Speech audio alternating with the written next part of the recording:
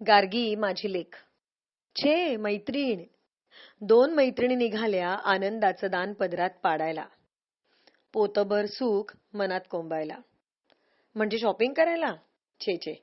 मग मॉलमध्ये? अजिबात नाही. मग खादाडी करायला? ते तर मुळीच नाही. तर हे आहे कल्पनेच्या जरासं पलीकडचं.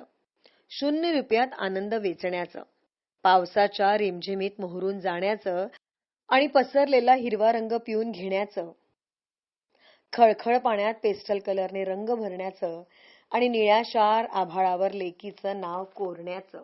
तर असं हे आनंदाचं दान आम्ही मायलेकी वेचत होतो.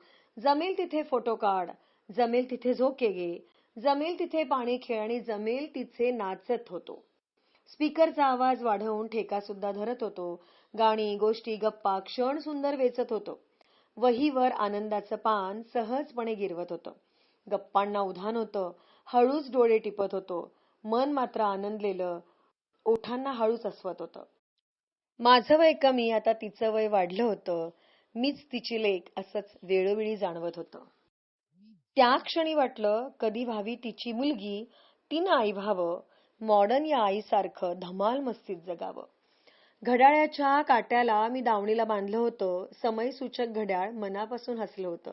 तेही म्हणालं, कंटाळा आलाय सारखं फिरण्याचा, आज तुमचं फिरणं अनुभवतो. मस्त भटकून घ्या, जगून घ्या, आज वेळेलाच थांबवतो. घड्याळाने संमती दिली. मग काय, धावलो, नाचलो, खेळलो, फिरलो, पावसात बागडलो, ढगात हरपलो, हिरवळीवर सुखावलो, आनंदाचे गाठोडे बांधत राहिलो. मागे वळून पाहताना गाठोड्यांचा ढीग होता.